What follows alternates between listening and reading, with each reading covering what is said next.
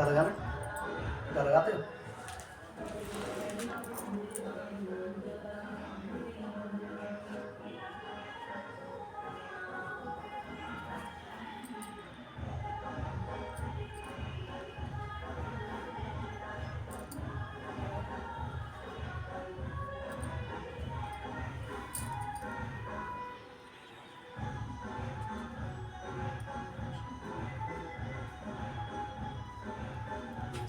Dengue चल रहा है, बड़ा ध्यान रखना चाहिए शरीर का।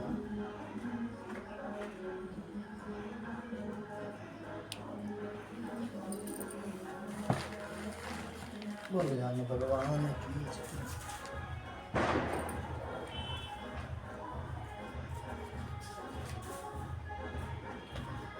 गणेश जी महाराज की जय। एक अंधी गुड़िया थी जिसका एक लड़का और लड़के की बहू थी। वो बहुत गरीब थे। वह अंधी गुड़िया नित्य प्रति गणेश जी की पूजा किया करते थे। गणेश जी साक्षात सन्मुख आकर कहते थे कि गुड़िया माँ तू जो चाहे सो मांग। गुड़िया कहती मुझे मांगना नहीं आता, सो कैसे और क्या मांगूं। तब गणेश जी बोले कि अपने बहू बेटे से पुकार पूछ कर मांग ले। तब गुड़िया ने अपने पुत्र और बहू से पूछा तो बेटा बोला कि धन मांग ले और बहू ने कहा कि पोता मांग ले। अब बुढ़िया ने सोचा कि बेटा बहू तो अपने अपने मतलब की बातें कर रहे हैं। अतः उस बुढ़िया ने पड़ोसियों से पूछा तो पड़ोसियों ने कहा कि बुढ़िया तेरी थोड़ी सी जिंदगी है, क्यों मांगे धन और पोता, तू तो केवल अपने नेत्र मांग ले जिससे तेरी शेष जिंदगी सुख से व्यतीत हो जाए। उस बुढ़िया ने बेटे और बहू तथा पड़ोसियों की बात सुनकर घर में जाकर सोचा जिससे बेटा बहू और मेरा सबका ही भला हो, वह भी मांग लूँ और अपने मतलब की चीज़ भी मांग लूँ। जब दूसरे दिन गणेश जी महाराज आए और बोले बुढ़िया माई बोल क्या मांगती है, हमारा वचन है जो तू मांगेगी सो पाएगी। गणेश जी की बात सुनकर बुढ़िया बोली हे गणराज, यदि आप मुझ पर प्रसन्न है तो मुझे 9 करोड़ की माया दे, निरौली काया दे, अमर सुहाग दे, आंखों में प्रकाश दे, नाती पोता दे और समस्त परिवार को सुख दें, अंत में मोक्ष दें। बुढ़िया की बात सुनकर गणेश जी महाराज बोले बुढ़िया माँ तूने मुझे ठग दिया और खैर जो तूने मांग दिया वह सभी तुझे मिलेगा। यूँ कहकर गणेश जी अंतर्ध्यान हो गए। हे गणेश जी, जैसे बुढ़िया माँ को मांगे अनुसार आपने सब कुछ दिया है वैसे ही सबको देना और हमको भी देने की कृपा करना। बोल गणेश जी भगवान की जय।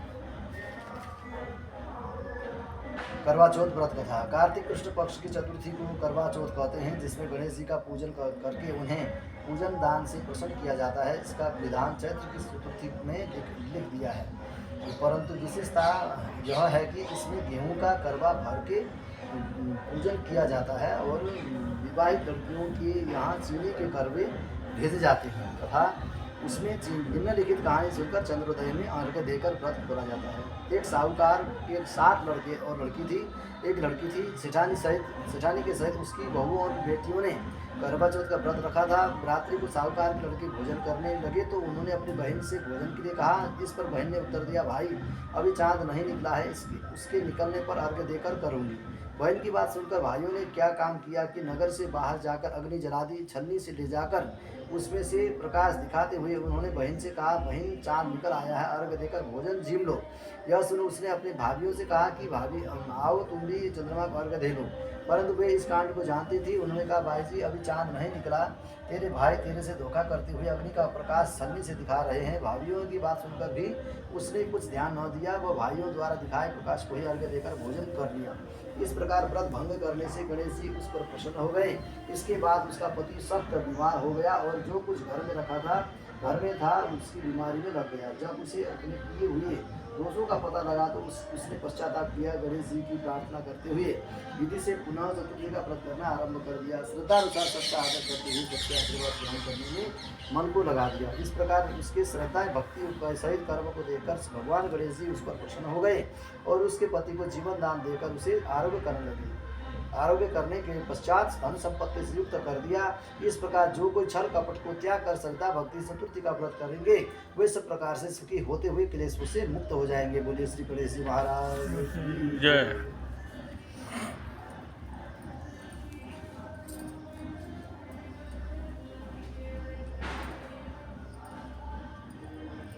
गली में भी तो कथा हुआ था हमारे, आपकी गली में नहीं हुआ? वो तो बोल रहे थे करेंगे।